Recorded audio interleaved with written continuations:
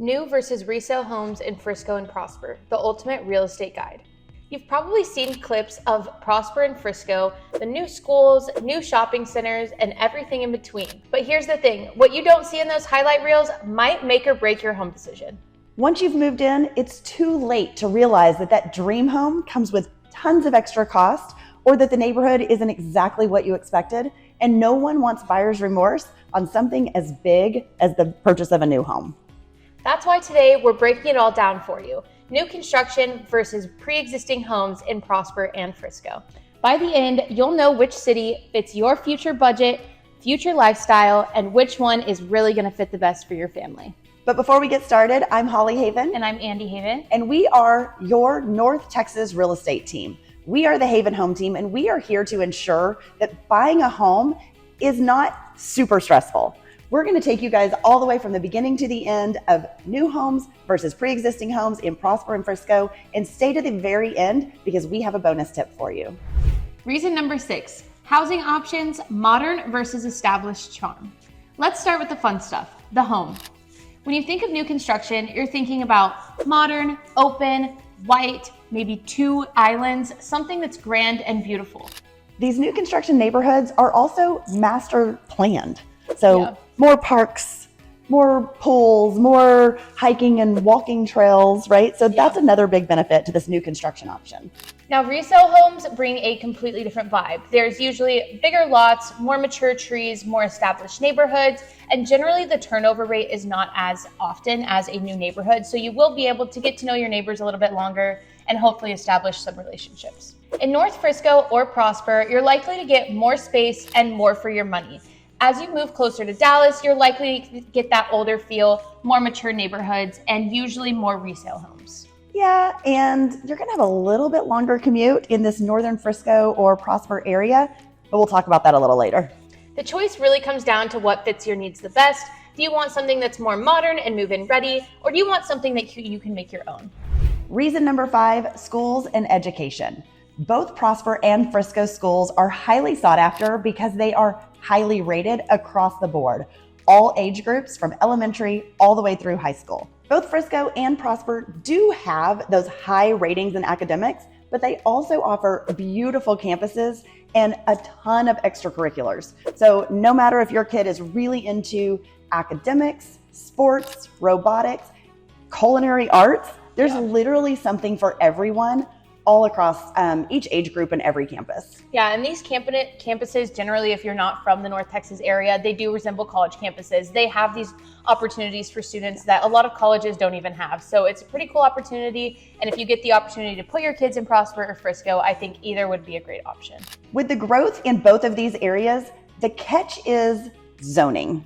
Yeah, this is something that a lot of people from out of state don't know, but we're going to go ahead and just cover it again like we do in most of our videos. The zoning will not change based on the ISD. The zoning will change when new schools become available to the students. So in Prosper, you're likely to be rezoned fairly often. In Frisco, that is not the case any longer. Frisco is fairly built out. So even every now and then, yes, a new elementary school might get rezoned, but it's not generally as common as Prosper. Right. So while you may be rezoned inside your school district due to new schools or a rezoning change just due to student numbers, you will not be rezoned from Prosper ISD to Frisco ISD or anywhere else. Our ISD lines do not change. So that is a bonus. But you could think that you moved into the perfect neighborhood with the perfect elementary that you really were excited about. And next year we get a new elementary and half of your neighborhood gets rezoned. So that is definitely something to be aware of. Reason number 4, jobs and commute times. Frisco and Prosper are not just sleepy little towns any longer. Frisco is home to the PGA headquarters as well as Fields West that we will be seeing progress over the next few years and bring in lots of retail. And Prosper is home to new hospitals and lots of retail centers that are allowing for new jobs in the area. When considering your commute, of course, we have lots of people that are now working from home, at least partially.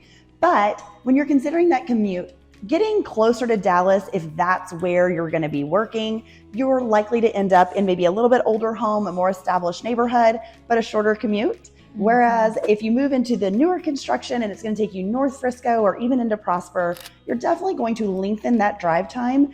But some of the conveniences and just that modern neighborhood, community, getting that perfect home might be a really good offset for a lot of people. Yeah, absolutely. And to play into some of our last points that we've made, school district is always a huge choice whenever you have kids. So going further north, you're generally going to find bigger school districts with more options for your children. Other than that, I feel like the Dallas North Tollway is really going to get you anywhere you need to go. So anywhere from Prosper all the way to Dallas, you can conveniently get there. We don't have LA traffic, so it's not like something that's really going to dampen your day. But from Salina to downtown Dallas can take you about an hour. So keep that in mind, even using the tollway.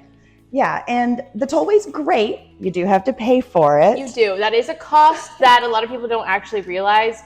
But if your company pays for it, you have a company car, whatever that may be, that could be something that could take away those fees. Absolutely. Reason number 3, shopping and everyday conveniences. This is really where things have started to change lately. Yeah. Previously, over the last 20 years, Frisco was the hub for shopping. Yeah. You would have to drive from Oklahoma all the way to Frisco just to get to a mall. Really Plano. Yeah, that's true. So we've moved that hub from Plano up to Frisco.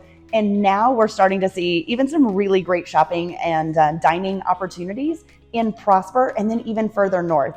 So those conveniences are being brought to us on the daily basis. Yeah, and it's pretty awesome that is something that you don't have to rely on any longer to go all the way up the tollway just to get to a mall or to a Target. We have those options now in Prosper.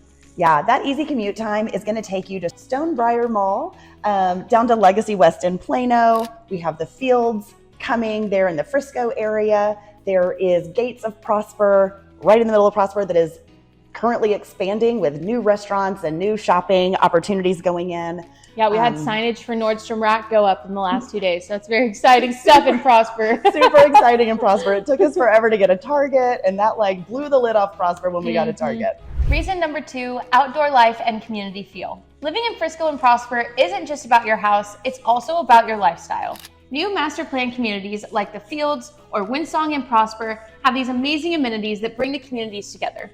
I agree. I think the amenities like pools, neighborhood dining like the Nook and Light Farms, those definitely bring people together. You get to know your neighbors really in a kind of almost an old-fashioned way. You're literally becoming a part of a community in some of these neighborhoods.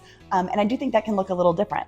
Yeah, I think it becomes a little bit different when you move into a well-established neighborhood, one that has older homes, more mature trees, maybe trees over the streets, which is like one of my favorite things about a mature neighborhood. I think a lot of those people, like I had said in a previous point, they've lived there forever. It might be their cousin's uncle that lives down the street. They might have just known each other and grown up. All their kids grew up together. So it might just be a different feel. A lot of the times, older neighborhoods, people hang out in the front yard. They hang out in the street. They close off the street for hangouts and gatherings because they have known each other for years and years. So it's just two different feels. And I think driving around the neighborhood, maybe meeting a few of the neighbors if they're outside while you're looking at a house, it's just a good way to get a feel for how your kids are going to grow up or how you would like to feel with your neighbors and kind of those connections and relationships you'll make in the neighborhood. Yeah, one thing I would like to point out is that community feel. A lot of Frisco has rear entry garages. Yeah. And that can change how well you get to know your neighbors a little bit. So if it's not something you've experienced, this is something that we do have some context on.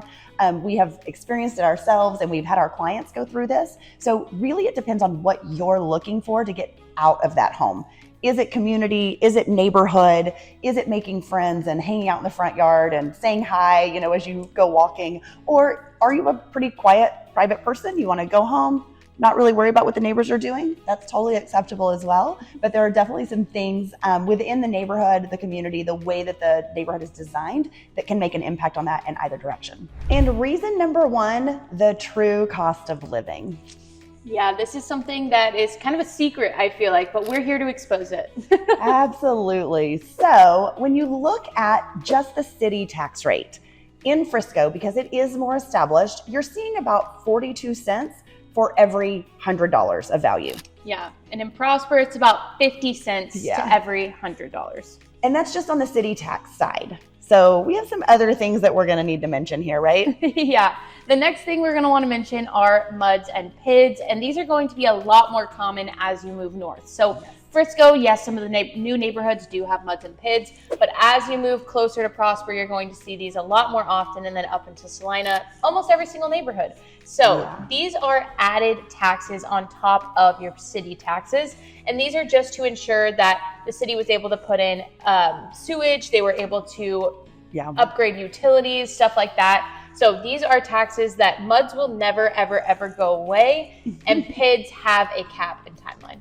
Yeah, so really it's more of an assessment, and it's basically the homeowner pays this in their taxes or on top of their taxes. So it's a little bit of an offset. We have a little bit lower city taxes on some of these where the PID or the MUD might be in place. So it does offset slightly, but we can see a range of tax rates between Frisco and different parts of Prosper, anywhere from 2% up to about 2.9%. Yes. Yeah, I was going to say 2.88 is one of the highest I've seen recently. And something that I hope that Frisco and Prosper will implement is in Little Elm right now, they're offering a credit. I don't know the exact name of the credit, but the city is actually crediting back these homeowners for these MUDs and PIDs to help pay for them so that it can decrease that tax rate. So it might not be something we see for a long time, but it is interesting that we're seeing that close by.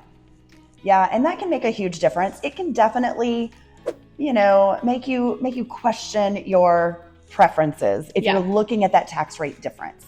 Especially if you're buying new construction, the price might be a little bit higher, then you have a higher tax on top of it. So it's just something that you need to be very well aware of so that your monthly payment, when it all comes down to it, is a payment that you're comfortable with and that you're not really overextending yourself just unintentionally with a tax rate you were unaware of.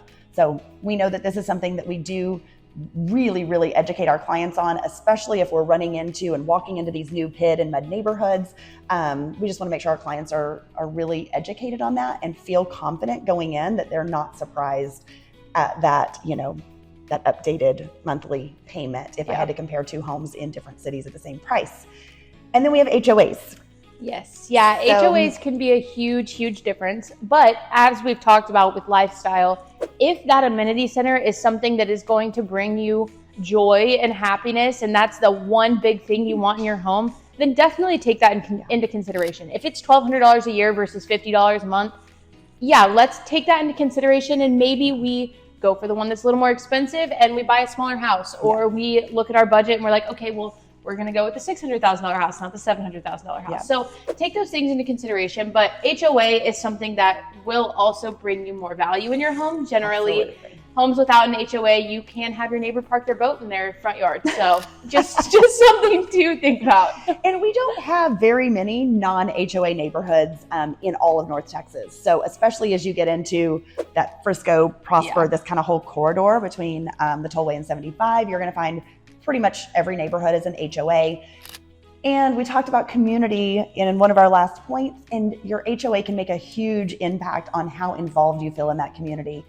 Taking your kids to the pool on the weekends, or Windsong Ranch, you get to go to the lagoon, or we mentioned the Nook, which is the restaurant at Light Farms. Even though that's not part of your HOA fees, it is part of your community and what you're getting out of it. Some of these HOAs cover front and backyard maintenance, or just front lawn maintenance. So it cuts down on other costs, kind of like that pool. If you don't want to put a pool in your backyard and incur the cost, having an HOA with a really nice community pool is a great way to kind of get around that. Our bonus tip today is that timing is everything. Do you need to move right this second, or do you have a little bit of time to wait and build your dream home? Yeah, absolutely. So the resale homes, you're pretty much from the day you decide you love it and you write your contract or contract's accepted, you could be moving in easily within 30 days. Oh, absolutely. Even sooner if you need to. But with some of these new build homes, you're likely, unless they're an inventory home, you're likely to wait 8 to 12 months, depending on the builder, sometimes longer, sometimes shorter. An inventory home can be a great option if you do need a quick move. A lot of the time, the builders are offering incentives on some of their inventory homes. So that could be a good option as well. Yeah, just taking that timing into account. We do have clients right now that are not in a hurry to move, but they know they want to get here. So we're looking at a lot of new construction options for them, whether it is a complete custom from the ground up, or maybe a home that has been started by the builder, but maybe they still have 4 to 5 months to completion. That can work out really well for a client in that position who wants to get here, not in a hurry, but maybe they need to be here by spring. So we can still get you in that brand new home with all the things that you love and all the modern amenities, and also not upset your timeline or let you get here ready to move in the spring and not be able to find that perfect home at that time. So this gives us a little leeway on the, that timeline from beginning to end. Yeah, and then on the other side, as buyers, for some of those buyers that are not necessarily in a rush, if they're stuck in a lease or if their house has not sold yet and they need a bridge loan, there are options with some of these sellers to do 45-day close, 60-day close if necessary, just depending on the seller's opportunities and when they need to get rid of their home. But we have some of these buyers that are taking advantage of that as well on resale homes. So guys, we are so excited that you joined us here today. We hope that we gave you some really good tips. What we would like you to know is that first, we want you to like, subscribe, leave your comments and questions, share our channel with your friends. And if you're not sure what that next step is, you're kind of interested, you're thinking about North Texas, reach out to us. Let us put a plan together, find out what your needs are, what your timeline is, help you work with budgets. And, we have lenders and all the great resources for you guys to get the info that you need. But we're here to just kind of be a guide and a resource and let them know what the total cost and commute times and school districts and what all of that's going to look like. Yeah, we'll see you in our next video next Friday. Bye, guys. Bye.